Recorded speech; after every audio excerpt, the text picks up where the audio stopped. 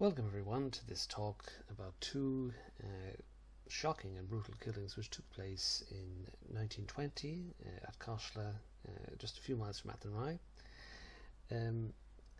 My name is Paul McNamara. I'm originally from Athenry myself, and I have a strong personal interest in this story because Tom Egan was actually my great-grandfather, and this story was in my part of my family history and my childhood growing up, and I thought it would be fitting to commemorate the recent centenary of these events by bringing together all the information both from normal, let's say, historical sources and from the information I've collected over the years. So I've used lots of different books, of course, the general histories, local histories, but this is one of the most important ones, which actually records verbatim accounts of eyewitnesses to these events, or at least second hand. I'd just like to acknowledge some of the local historians whose work I've used, and also some oral histories as well. My great-grandaunt, who was Tom Egan's daughter, who was an eyewitness to the killing of her father, allowed me to record some of her experiences in 1995, and they're a key source for me as well. But there are others, other families who have put down, at least on paper, before they died, their experiences also. Now, because this is a Galway Archaeological Historical Society, I'm sure I'm safe in presuming some knowledge of 20th century Irish history, and so I want to put this into a context of the land war. You can see that before the famine, Galway was a part of the country which had very, very small land holdings, the smallest in the country in fact, so you're talking about under 9 acres. But if we skip on to the period just before the First World War, and when most of the land reform acts have gone through Parliament, you can see that this has flipped entirely. Now Galway is a county with the largest holdings. But there are a class of young men who feel that they are dispossessed, and not everyone has land, and there are lots of young men who feel that they may have missed the boat and are desperate to get on as last passengers, let's say. So the land war in Galway seems to, when it's kind of died down in other parts of the country, seems to intensify, and together with the political tensions that are increasing during this period, both due to Home Rule and subsequently the Easter Rising, and then the War of Independence, these tensions become more intense. So we need to see this in the context of that by, let's say, 1898, most of the land has been doled out, and the violence that we see in the later phase of the land war is focused on local disputes between small farmers and tenants competing over who had received land from former estates. So it's not just now simple Anglo-Irish landlord versus Irish tenant story. It's moved on now to a conflict which is among mainly Irish Catholic farmers or tenants, former tenants. So the tensions arise when particularly outsiders come in and try and buy up these lands, and so there's huge opposition among local people who feel that they have first call on this land, and they are very much against what they term graziers and grabbers coming in to buy up what they consider is their land. So there's lots of violent feuds leading up to the Easter Rising between factions and neighbours all over Galway and around Athenry. And one of these incidents, a very serious incident, occurs in Crossfire in 1909, and it involves one of the people we are talking about today, namely Frank Shawe-Taylor, in an indirect way.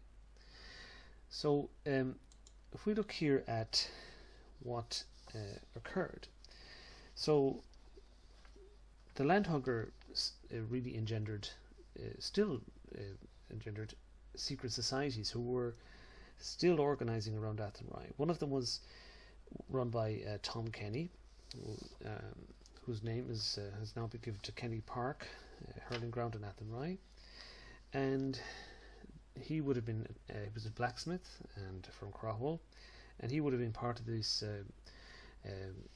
cohort of young men who felt that they were going to miss the boat regarding getting their own land, and they were very resentful of anybody coming in from outside to claim what they felt was theirs. And so the campaigns often involved coercive efforts like boycotting, cattle and sheep being driven off the land or maimed, knocking down stone walls, arson attacks, things like that, so just so that people would get the message that they shouldn't come in. And so this case first starts to gather momentum in 1908 when a 16-acre farm at Temple Martin from Lord Clanrickard's estate is rented to Mary Ryan, a returned Irish migrant and a widow with young children. And despite the fact that she was actually from Crowell and she had the blessing of the United Irish League, Tom Kenny organised a boycott against her, and there were shots fired at her home. Her hay was burned, the postman refused to speak to her, her walls were torn down, and Constable Goldrick, who we just saw there, who was shot dead, he was also a Catholic, and he was overseeing the rebuilding of walls. Two men were labourers were brought in from Loughrea, and they were seriously injured, and Constable Goldrick lost his life. So Kenny was strongly suspected of organising this attack, and Tom Kenny himself sees opposition from not just the usual suspects, Lord Clanrickard and the RIC, but also the local prosperous middle class people associated with, let's say, local publicans, local shopkeepers, farmers, strong farmers, let's say, and also the Catholic Church. So this case is connected with Shawe-Taylor in this sense that Shawe-Taylor, if we look at the details of this article, we find that he is named here, or actually he's misnamed as Shawe-Taylor, an agent of Lord Clanrickard, but he was the man who actually brought in and recruited those two labourers to rebuild those walls that Tom Kenny's crew were knocking down to get Mary Ryan off her land. So Shawe-Taylor has a long history before his death in 1920 of being involved in these kind of very confrontational situations, and he routinely carried a revolver with him, and there was an attempt on his life as well, I think maybe one or two near Crowell, when he was driving with his wife. So in the political context these tensions rise, and not just with Home Rule, but and it's of course when the British government is relaxing its rule in Ireland or being more generous that one thinks of this quotation from Alexis de Tocqueville: for it is not always when things are going from bad to worse that revolutions break out. Experience teaches us that, generally speaking, the most perilous moment for a bad government is one when it seeks to mend its ways. If we look then at Athenry and itself, Athenry was heavily policed. Here's the RIC barracks. It had a very large cohort of men, and they lived relatively comfortably. There's a place in Athenry called Abbey Row, down near the old Abbey, or the Dominican Priory, I should say, and many of them lived there. There were 11 RIC stations around Athenry. I've marked the three that concern us here today: Athenry, Castle Lambert and Moore Park. We'll look at that in more detail. And when the Easter Rising occurs, remember Athenry is the only place outside Dublin that rose up. And what were the factors? Well, there was obviously land agitation and hunger, poverty, and also real hunger. It was also quite violent, and we've seen there was a very heavy police presence, and also leading revolutionary figures such as Christopher Pankhurst and Paul Pierce visited Galway as well. So, and Athenry has its own group of people who rose up and who were severely punished for this activity, known as the 12 Apostles. Tom Kenny himself is involved in this, our old friend Tom Kenny from that incident, and he's a key organiser along with Liam Mellows. And they end up holed up in Moyode Castle. It looks like a futile exercise. Tom Kenny is key in, along with some priests, convincing many volunteers to return home despite Liam Mellows' determination to fight on. And within a week, over 400 people were interned in Galway jail, of whom 328 were sent to Frongo camp. All right, and in fact, the 12 apostles and people who ended up in Frongo from Athenry were often boycotted by local shopkeepers and strong farmers in Athenry on their return. So this points to these social and political divisions in 1916 in Galway, because you can see that rural East Galway did come out in 1916. The towns were strongly pro-Redmond and anti-Sinn Féin. You can see this in places like Galway, Loughrea. They're strongly pro-Redmond. So there's open conflict between Republicans and Nationalists over these issues. All right. So let's go straight into the local context now and see where we are. So here is Athenry. Now, if you're looking at this slide, I'll try and get my little cursor going here. The where the road that concerns us is this one going north west out towards what's known as the Monavea Road, and the centre of the action is around Castle Lambert. You see Moore Park here, and this is the area we'll be looking at today. Egan's Pub is over here. We'll see better maps of that. So if we look at let's say get an overview of the landlord class around Athenry at this time, you can see that there are lots and lots of families. The most prominent are the Lamberts. They've got two different kind of seats, over here in Castle Lambert itself and over here at Castle Ellen, which we'll look at in more detail in a moment. Part of the Lambert estate was sold to Shawe-Taylor, and he resided in Moore Park. Cashla over here is where Tom Egan lived. All right, but then you have other families, Meldons, the Purses, which Lady Gregory's family were Purse, and they're actually related to the Taylors. And you see the Purses here, the Purses there. You also have the Blakes, the Lopdals, Halls, and the Frenches out in Monavea as well. And of Castle Lambert itself, well, in the Middle Ages there was an abbey there called Moore Abbey. All right, and the Lamberts bought the land for the Blakes, but it was put up for sale. You can see here after the famine. But then in 1892, around that time, Shawe-Taylor apparently bought over 1,200 acres of this estate, including the two houses, Castle Lambert and Moore Park. And here we have a map where we can see the two different estates here, Castle Lambert right there. Then you've got the old Moore Abbey here, or the remains of it. Then you've got Moore Park itself, where there was this Shawe-Taylor's residence. That road comes up from Athenry, connects them with the main road, the Monavea Road, leading to Galway down to Ballybrit.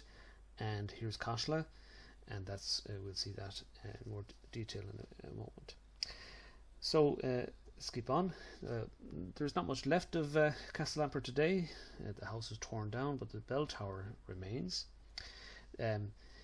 If nearby, the Lamberts had their own private cemetery called Moore Park Cemetery, and they had their own mausoleum. And this is what it looks like. It's a little bit overgrown today, and then we look at, of course, Castle Ellen House, which is strongly associated with Edward Carson. Edward Carson's mother was Isabella Lambert, and Carson's uncle Peter Lambert owned this estate. All right, and Edward Carson used to spend his summer holidays down here. In fact, as far as we know, he used to bring down his friend Oscar Wilde here on occasion.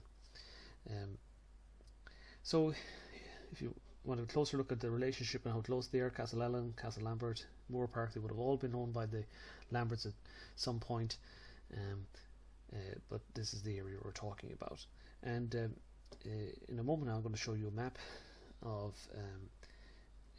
which centres around this area here. So you'll see the two angles of the roads here, the Monavey road connected with this road, and then you'll see the angle of this road connected with that road, and we'll look more closely now at the landscape. So in spatial terms, you can see here the old Castle Lambert estate was here where the blue dot is, Moore Park was here, Egan's pub was there, and that Moore Park Century I mentioned was right there. Okay. And if we look at Tom Egan himself, he was married to a woman called Margaret Sherlock, and he's a good example of somebody who was on the up and up, who prospered over the years. We're going to have a look now at some of the census reports and see how both Shawe-Taylor and Tom Egan, their lives improved, at least materially, over the years leading up to the First World War especially. So I looked at the census reports and just tried to collate here, just to contrast the situation in 1901 with 1911. So you can see that Tom Egan in 1901, he's in his late 20s at least, or early 30s. He's married to his wife already. They live with his brother and sister, and you can see their house is listed as second class. It just has it has a thatched roof, just a few rooms, and a few outhouses. But within 10 years, Tom Egan had opened up a pub in his home. He was now a licensed trader. He had 6 children, and they had actually their first 2 children died in infancy. But the house has it's almost unrecognizable. It has a slate roof. The number of rooms has almost tripled, and they have 6 windows instead of 3 on the front, and they've also increased the number of outhouses. So that's pretty good. If we look at Frank Shawe-Taylor, where he comes in, well, he is described mainly as a land agent or landowner. He was the son of Walter Taylor, Shawe-Taylor from Castle Taylor in Ardrahan, and you can see his mother was one of the Perces, which means that his aunt was Lady Gregory. He was High Sheriff, and he owned or was agent for an enormous amount of land in County Galway. And he was married to a woman called Usher, Agnes Usher, who came from near Capitagal, and the Ushers are a very famous Anglo-Irish family. One of her ancestors, Bishop Usher, was the man who calculated the beginning of the world, or the creation of the world, to the year 4004 during the Cromwellian period. They had 3 children, one of whom died tragically, the girl, and later in adulthood their 2 children became quite prominent, one as a music critic and one as a racing driver. And their grandchildren also became prominent. Another Desmond Shawe-Taylor, he was the keeper of the Queen's pictures for many years.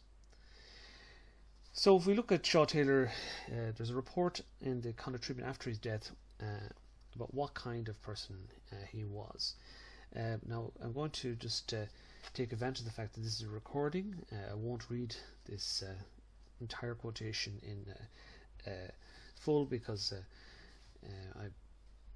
rather than cause death by PowerPoint, you can stop this and pause it if you want to read the whole thing yourself. But just want to draw your attention just to the first line here, where it says, "In private he was an extremely condescending and affable gentleman." Now unfortunately, in many accounts this has been taken to mean that Shawe-Taylor was very snobbish or something, but we have to remember that the word condescending in 1920 meant something completely different from what we use it to mean today. In those days it actually meant down to earth, and everybody said that about him, and that he was very down to earth, and he was quite hands-on. He was of course he rode to hounds and had a nice big house and all that, but he was one of this new kind of wave of gentlemen who had to be hands-on, who had to run his estates he was involved in the decisions and farming. He went around buying cattle and things like that. So he wasn't as remote a figure as or maybe we would have the impression. Now, when we look at his material circumstances, we can see that in 1901 he was 28 years old. He is listed as the owner of Moor Park, but he wasn't residing there. And on the night of the census, he was actually visiting his fiancée, Capital Tackle. You look at the house; it's 7 to 9 rooms. He has a kind of steward who lives in the house, occupies 8 rooms, and you can see there's a large number of outhouses of all types there. If we go to 1911, you can see that on the night of the census is over at Cashla, and William Broderick, the land steward, is still resident 10 years later with his wife and 7 children. Now you can see the family. He's got his 2 children already with his wife. The house has increased in size to 25 rooms. All right. And there's also a little cottage with a servant for some reason, and the number of outhouses as well has increased significantly. But the key fact is, when you look at the status column here, down at the very bottom, you see it says sharing house. The steward is sharing the house with 14 RIC officers commanded by Sergeant Mitchin. Now, why would there be 14 RIC officers in Shawe-Taylor's house? And this just suggests again that we know that we've seen already there was a temporary station there, so things must be pretty tense, which we'll have a look at in a moment. And you can see it's not only in Moor Park that there are police officers stationed. There's 6 other officers stationed at his other property in Castle Lampert, commanded by James Gallagher, and he's sharing the house with Thomas Kelly, who works for Shawe-Taylor. So this would suggest a great amount of tension in the area. There's 20 police officers in the homes owned by Shawe-Taylor in the area. That's a phenomenal amount. Why is this the case? Well, if we look here at Moor Park itself, Shawe-Taylor had been in conflict with his neighbours since at least 1905, when another man called Tom Kelly, there's 3 or 4 families of Kellys in that region, and some of them have the same surnames. A man called Tom Kelly refused to hurt from him, and Shawe-Taylor had him evicted and his family 7 days before Christmas in 1905, because he's actually suspected Tom Kelly of being a Fenian. And the family was forced out by the bailiff and the RIC, and they ended up living in a barn for 18 months. And that hasn't been forgotten even to today in the area. If we go back there for a second. Then if we look at the there's several incidents over several years where Shawe-Taylor locked gates into his estate. He put bulls in the field. He tried to prevent, or this is what people say, he tried to prevent them going to mass to Derry Donald. Local people also broke the locks on these gates. They let out his animals, but some kind of peace seemed to have been arrived. So, for example, Paddy Kelly, one of these Kellys, he says he means Shawe-Taylor, let them out then through the lawn with his car and go to mass every way they wanted. He turned out a very nice man. He was great friends with us. So it's hard to know what that says. The other problem is that people who worked for Shawe-Taylor were intimidated by local people, and some of them required police protection going in and out of Athenry. So this campaign, a local campaign against Shawe-Taylor, lasted for 7 years, and we'll see that in 1920 the tactic of sending a delegation to let's say convince him to sell land to them, this tactic was first used against him in 1913. All right, and he allegedly agreed to sell 249 acres, but this offer was rejected as the tenants wanted the whole farm. So there's a lot of animosity and bad feeling there, and Shawe-Taylor has constant police protection, and he is allowed to carry a revolver on his person at all times. In 1914 there were several outhouses destroyed through vandalism. His animals were maimed the following year. Men who worked for him were beaten up with hurling sticks. All right, and so there was a permanent hut, I think, set up in that gatehouse there as well, to protect Shawe-Taylor and his family.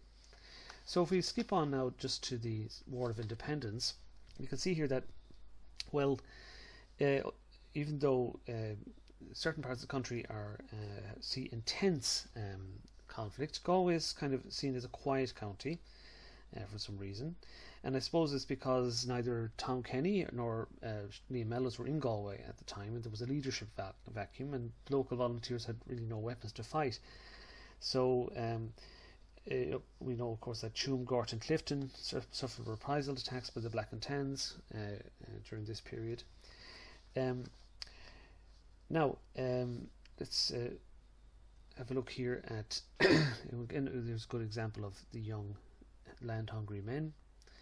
If we look at the local War of Independence, and I'm going to skip through this fairly quickly, and I assume you could use your pause button here if you wish to read through all these events, but I just want to put this in context. So we can see that Shawe-Taylor's killing occurs in the initial phase of what's going on, and kind of more just before the Black and Tans arrive in the area. As far as I know, they arrived in Galway in March. But then if we look here at, there's over the year, May, June, there's lots of different types of incidents. All right, trains held up and everything like that. But then things start to go from bad to worse, and Lady Gregory, remember, she is Shawe-Taylor's aunt. She records in her diary, "The country has gone wild since the killing of Frank Shawe-Taylor." And you can see here that it does really intensify. So again, it continues on throughout the summer, but then the crescendo of the violence occurs in autumn 1920. We see several actual assassinations take place. We have John Athy, we have John Hanlon, who was shot while so-called trying to escape, and Tom Egan his death occurs in this wave of attacks, and it continues on. Some of the killings are absolutely shocking. Probably the most shocking one is Eileen Quinn's killing, when she was pregnant, I think 8 months pregnant, down near Gort, and of course Michael Griffin and the Lucknow brothers we'll see as well. So it just builds up to such a terrifying crescendo.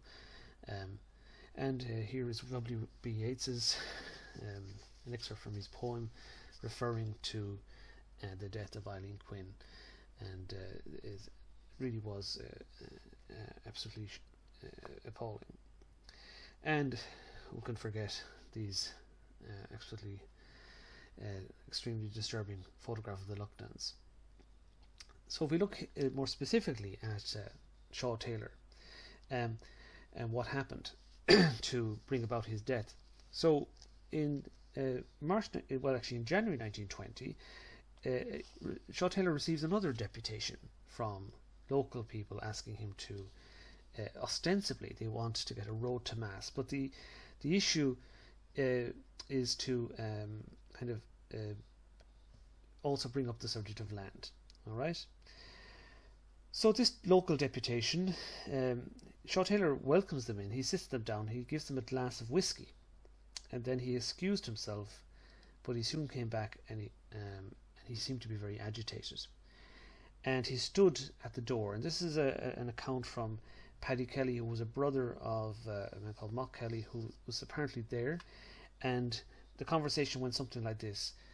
So remember that Shawe-Taylor has been friendly. He sits them down, gives them a glass of whiskey, he leaves, and then he comes back and he's very angry, and he says, no, you caught Kennedy and Crothwell, he said. You sent boys to shoot me in Crothwell. I've got to sue ye, he said, and I'll defy ye again. No, no, he says, there'll be no road where I live. Take your drink and get out. And you can see they're taken aback.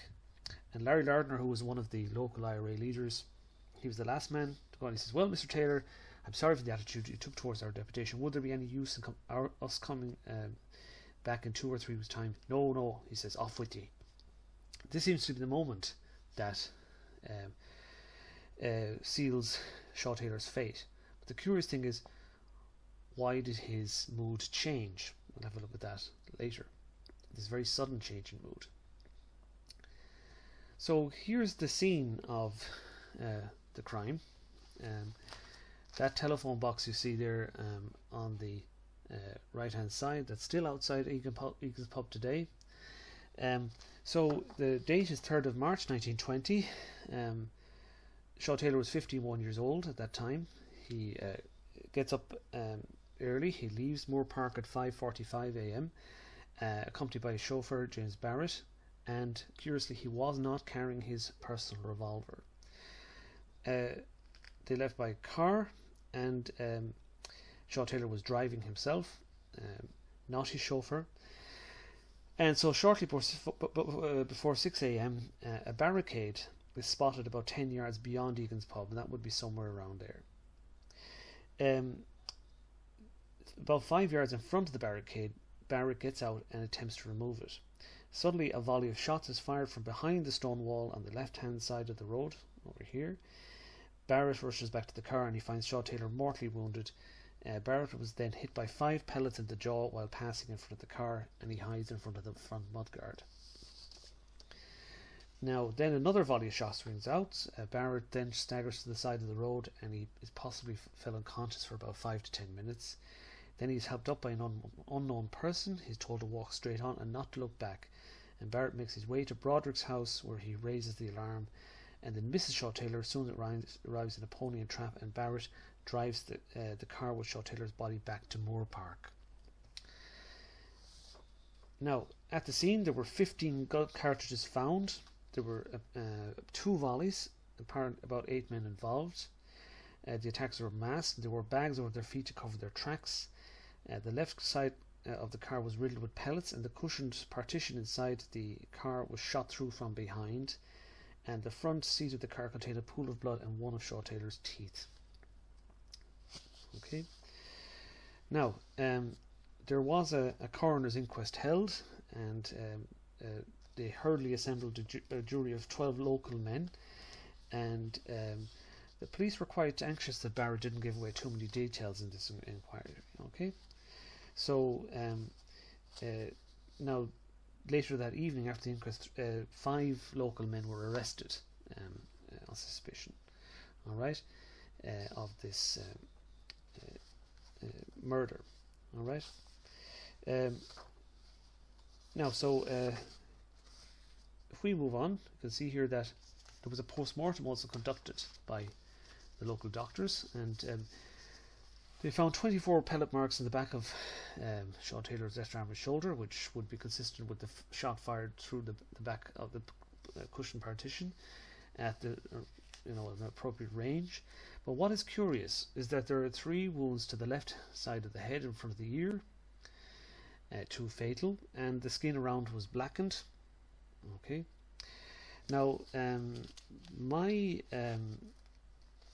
impression from all the different versions I'd heard of this event was that some local men had shotguns, they stood up and they fired the 2 volleys, and that's how Shawe-Taylor died. But when you look at this post-mortem, well, 3 wounds to the side of the head, you can see the range is judged to be 2 to 3 feet or less. Well, there's no way that could have been caused by a shotgun. A shotgun at that range would have blown Shawe-Taylor's head off. So my conclusion was there must have been a revolver, and there was never any mention of a revolver in any of the accounts I had heard. Now, I gave a version of the talk I'm giving to you back in February 2020, and to a local group in Athenry. And after that talk, somebody approached me and confirmed that there was a revolver involved, and that they had actually seen it. many years later, hidden. So somebody actually climbed over that wall and shot 3 rounds from a revolver into Shawe-Taylor's head as he was dying from his wounds from the shotgun. Now, if we look at the effect on the local community, it was not only shocking for the local Anglo-Irish, but if you look at the people who attended his funeral, Martin read that all the local Catholic clergy also were also there. You can see Canon Canton, Reverend Lynch, Father Lynch, and Father McGough, and so the Catholic clergy in Athenry were as outraged by Shawe-Taylor's killing as anybody else, and were extremely condemnatory of it. Have a look at this sermon here, delivered by Father Lynch at Sunday Mass, the Sunday after Shawe-Taylor is murdered. And he says, you can't get a stronger condemnation. As a priest with God's moral law, my guide and authority and sanction, I condemn in the strongest possible manner the cold-blooded, brutal, inhuman and callous crime committed near the Wayside Inn, that's Egan's pub, in the extreme end of this parish. And I'll let you read that on yourself. So you can see it's a crime against religion, a crime against the murdered man, a crime against his family, and a crime against society. And then he finishes by saying, I pity the man who is guilty of murder and branded with such infamy, and I hope that before too late he will repent of his crime and make all possible reparation. So you can see that this indicates that the Catholic Church are on the side of the establishment here, that the let's say the young men who are land hungry are not going to find an ally in the local Catholic clergy. And what were the motives? Well, my grandaunt, Nora O'Brien, she was convinced it was all about land. And this seems to be confirmed by one of the Kellys, who suggested it was because the issue during this last conversation about the issue of 100 acres was raised. Shawe-Taylor refused to sell it. And then another Kelly, he says that it was a political motive, that it was because Shawe-Taylor had occupied positions like High Sheriff and things like that. But then we can see here from this conversation between Paddy Kelly and Mac Kelly that there were divisions within the so-called nationalist community or the independence movement in Athenry or around Athenry. That as we see that there were tensions between the older IRB members and the younger IRA, the Young Guns. And here it's suggested that, or stated that Tom Egan was actually in the IRB and that they were more moderate, and it was the younger fellows who wanted to be much more aggressive and take matters into their own hands. You can see here it says all the old lads were kind of mild. Alright, so and then there's another very odd accusation which is made, that and you can see here if you want to read it yourselves, is that there's a suggestion that the steward on Shawe-Taylor's estate had actually helped organise Shawe-Taylor's killing because he wanted to take over not only Shawe-Taylor's estate but to marry his widow, and that Nora O'Brien says that this is the man who changed Shawe-Taylor's mood when he left the room, having given the men whiskey, and he says to Shawe-Taylor, stick to your knitting, alright, that to get these men out. So wheels within wheels. And so if we look at the sad graves there of Frank Shawe-Taylor and his daughter, who died in childhood, as we said, still see them there in Athenry today. Well, the interesting thing is that several local men, well, as they say, flew after, or fled, I should say, to Roscrea. Right, one of them was Larry Lardner, who was in the delegation, and a lot of them several local men went into hiding. They lived in a dugout in a place called Ruins Mountain for 4 months. One of them, Bill Franey, who made himself scarce. He later came back to Margaret Egan, and he vowed revenge for Tom's death, that we'll see later on. And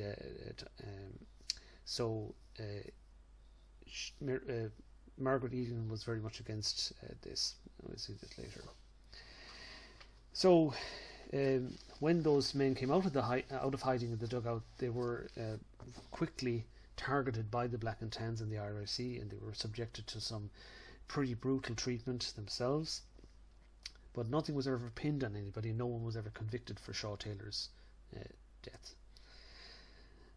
Alright, so let's move on now to Tom Egan. So Tom Egan actually, on the date of his killing is the 24th of October 1920. He actually received 4 tip-offs not to stay home on the night of his murder. The first one was from Constable Burke from Athenry, an RIC officer. We'll be looking at the grey areas between the IRA and the RIC later on. And again from a neighbour called John Briggs, who Constable Burke had asked to speak to Egan again. Then he got another tip-off from a neighbour called Pat Higgins, who came to the back of the pub that evening. And then finally from his own son, Sonny Egan, who was just a teenager then, and he had come to tell his father that 19 or 20 local IRA men had assembled nearby, and that they should go on the run together. And Nora Egan, or Nora O'Brien, I have her on tape saying, and she says, "And did Dada start laughing at Sonny at the idea of him going on the run? Well, Mama came on the scene and she said, 'Well, Tom, what are you going to do?' 'I'll tell you,' he said. 'I'm an innocent man and I never committed any crime in all my life, and I'll stay with you and the children.'" Now, so if we move to the events itself, so it's Sunday, 24th October 1920, about 10:30 p.m. 4 men dressed in RIC uniforms enter. They're led by a sergeant with a cap, with no peak on the cap. They went from the pub through the passage into the kitchen, where they found Tom Egan with the child sleeping in the settle bed. One of them stood at the stairs, the foot of the stairs, to prevent the other children coming down. The police then attempted to drag Tom out through the back. Margaret Egan gets between them to block them, and she shouts, "You'll not make a John Hanlon out of him." And remember, John Hanlon was shot, so-called, trying to escape. They may make no accusations nor ask him any questions at all. The sergeant then fires 2 shots at Tom Egan's head over Margaret Egan's shoulder. Remember, she's standing between them. Then when he's on the floor, he's shot by another officer with a shotgun in the throat. Margaret Egan is then thrown against a chair and onto the floor.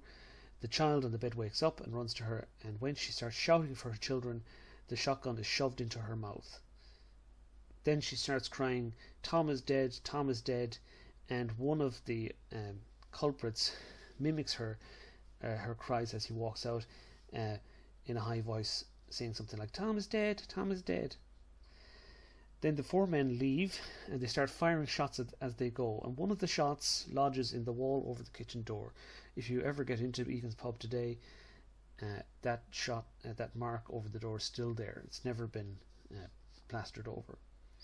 It took Tom Egan about 20 minutes to die after getting shot twice. There were 3 wounds visible on his body. There was a small circular wound from the revolver, entry wound over the left temple. The bullet entered at an angle, and it made a large exit wound over the temple at the top of his head. And there was a deep hole under his chin from the shotgun wound. Now, neighbours report they heard motor cars coming from Moore Park in that direction at about 10 to 10 that night. Now, when people give oral history accounts, of course, it's the details they get tripped up on.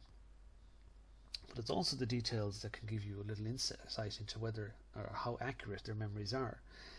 And on the tape I made of Nora O'Brien, or Egan, and she was about 12 or 13 at the time, there's one little thing she said, and it was this. She said, "And the night was as bright as the day." She was talking about the moment when the 4 men were leaving and they had the door wide open. And she remembers standing on the stairs, and she looked down and she said, "And the night was as bright as the day." Now in 1995 it would have been difficult to check that whether the night was really bright as the day, but thanks to the internet we can. And if we look at the phases of the moon for October 1920, we can see that on the night Tom Egan died, the 24th, it was almost a full moon, and indeed the night was as bright as the day. Now, Tom Egan himself, what was he like? Well, you can see his character is described as very unoffensive. He's very quiet. He wasn't really involved in politics. We've seen that somebody said he was in the IRB, and Nora O'Brien was convinced that he was under surveillance at the time of his death, and that what gave him what triggered the whole situation was that evening someone had come with a piece of paper to the pub, and that looked suspicious to the RIC, but in fact it was a local farmer who couldn't read or write, who wanted to secure a bull from the Department of Agriculture, and he needed Tom Egan to fill in the form for him, and so that seems to have sealed his fate.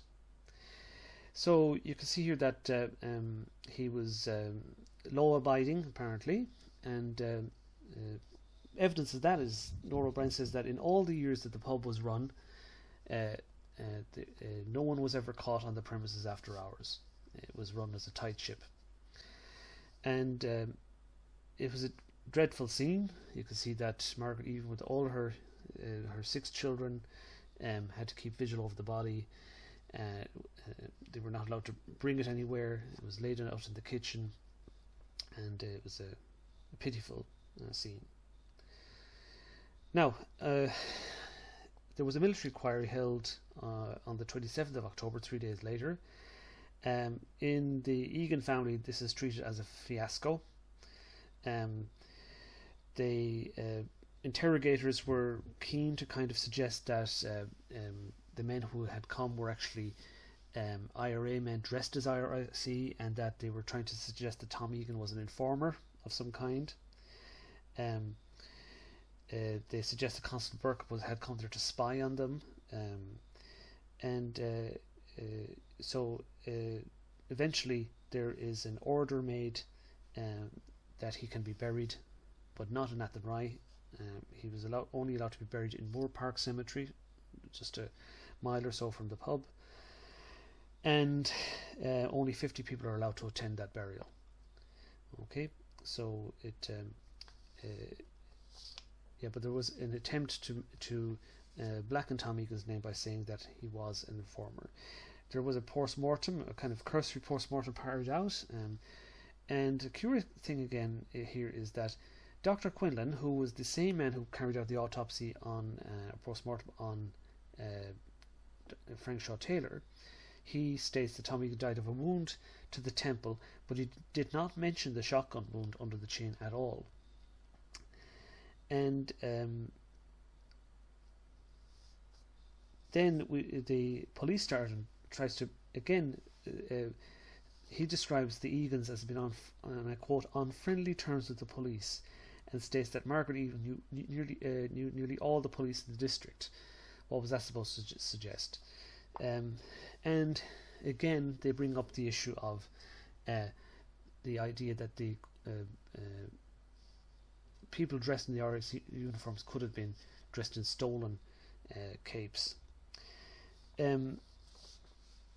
So when we look at this autopsy, and by the way, here's a close-up of the Lambert Mausoleum in the Moor Park Cemetery, and you can see, if I can get my little cursor there, you can see I've marked Tom Egan's grave there. You can just about see it, the shadow of it.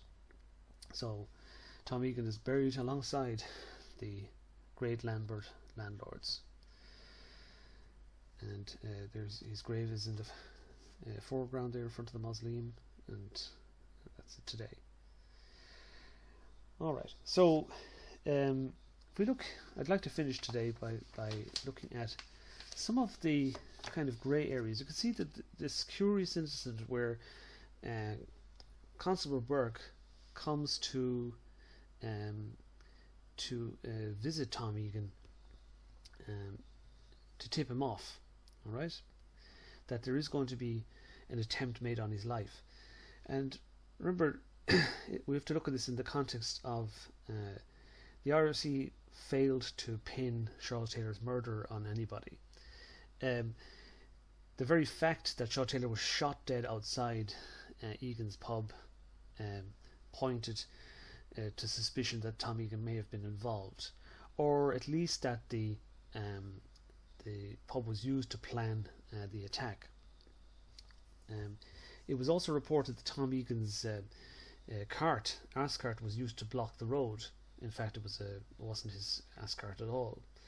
So, Shawe-Taylor is shot dead in March. 6 months pass. There's nobody in prison. There's nobody caught for and convicted of Shawe-Taylor's death, and so most people would say that Tom Egan was shot dead in reprisal, due to this frustration that they couldn't get anybody for this death. And then as I was mentioning here, this curious kind of collaboration. So Paddy Kelly was interviewed in the early 90s. He says they searched the houses of Lishinkyle. All right, this is after Shawe-Taylor's death. And Michael O'Malley, a local priest, asked him, and some of the policemen endeavoured to hide some of the evidence. And it said the policeman from Athenry, he's dead and gone now, got some things belonging to the boys that was doing the job, and he gave them to a woman to burn them. And what did he find? The bags they tied round their feet and their boots. When they were shooting Shawe-Taylor, they lost them. And that woman that got them, she's dead and gone now, but she told me she got them and burnt them. And that policeman was in Athenry as well. Very odd. Another thing is, after the killing of her husband, apparently Mrs. Shawe-Taylor looked for protection from none other than the IRA. And we have Paddy Kelly again saying, Mrs. Taylor came to me, father, and said that she was afraid to sleep in Moor Park. The protection was gone from her. And she said, you're in the swing of the IRA now, she says, and you've got to get them to come down and mind me. Matt Kelly's brother Mick and Matt Ryan went down guarding her at night time. Isn't that right? The IRA had to come in and mind her. That's the truth. Very odd. And then if we look at subsequent events, in the spring of 1922, this is the handover of the Athenry RIC station to the, let's say, volunteer forces. If you look at the front row, you see a man with a dog, and two people to the right, you'll see a man in a kind of armed uniform. That's Stephen Jordan, who was a local IRA commander, and he's sitting next to the district RIC commander. And so what we're seeing here is a mixture of RIC and IRA. And you'll notice that this is taken right at the back of what's now the barracks restaurant at Athenry. And so this was the RIC barracks. And you'll notice the windows are broken. Now, I have it on good authority that those windows were not broken by the IRA. They were actually broken by the Black and Tans, who went on the rampage before they left and wrecked the place. So what local people tell me is that this photograph is a kind of group photograph of IRA and, let's say, local RIC who were friendly to the IRA. And you can see even one man here on the left hand side, the man with the soft cap, the scarf and the rifle. He's actually an RIC officer dressing up as an IRA flying column member as a joke. And so it's a very curious photograph here. If we look at it close up, I actually have the list of people in this photograph, or most of them. There are two Constable Burkes. I don't know if this Paddy Burke is the actual man who tipped off Tom Egan or not. Maybe the other. But if this is a photograph of friendly people with the IRA, well, maybe we have our man. We also have here with Stephen Jordan on the right, we've got two RIC constables, all very chummy and friendly looking. All right, but it doesn't hide the fact that the man who killed Tom Egan was, as far as I know, Athenry. It was an RIC officer stationed in Athenry. I have been given a name of this person, or a surname, but as I can't reveal it, well, I can't reveal it here because I haven't verified it yet. But I'm pretty certain that Tom Egan was shot dead by an Irish Catholic RIC member from stationed at Athenry. Now, Cashla, as a postscript, is the scene of a third killing in exactly the same spot as almost a Shawe-Taylor. It concerns incident during the Civil War, when an ambush was set up outside Egan's pub again, all right, where Battalion Commander Rooney of the National Army, it's a very, very traumatic kind of scene. It's 3 brutal killings over a period of less than 2 years, I would say, in the same place, and you'll pass by it on your way to Monivea if you're driving out past the racecourse that way. Keep it in mind. So I'd like to thank you all for your attention. I hope this talk has shed at least some light on the tensions which existed in East Galway, especially the rural parts of Galway, over land, over politics, and that all is not maybe as simple as we would like to think, that there are these curious angles to these stories, that it is not just simply Irish versus Anglo-Irish, or in those simple categories, that there are lots of other things seemingly going on. Thank you for your attention once again. I hope you've enjoyed this talk, and goodbye.